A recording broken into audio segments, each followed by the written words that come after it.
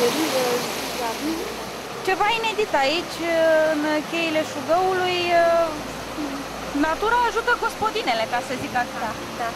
Avem aici o ștează foarte bună care curăță țoalele, păturile, covoarele, traversele, fie din lână, fie din cumpărat. Care este procedeul?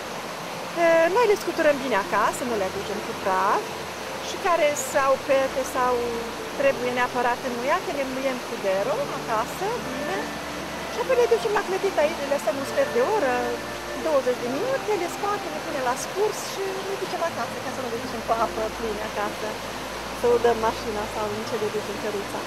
Aici ca oamenii locului. Da, da. Vin și din comuna de Muc, vin și din comuna Ardeleanu, că chiar șteaze așa de bune, mai rare sunt. Da. Mai sunt astfel de... Da, mai sunt una mai jos, la 1 kilometru, una mai jos, la 2 kilometri. Dar noi venim aici că e apa mai curată, apa de pe Șugău nu prea se tulbură nici când plouă. Uiteam dacă plouă la deal acolo sus. Da, și țoalele albe le muiem acasă bine și le ducem și tot așa le lăsăm poate câte o jumătate de oră să se facă și mai albe.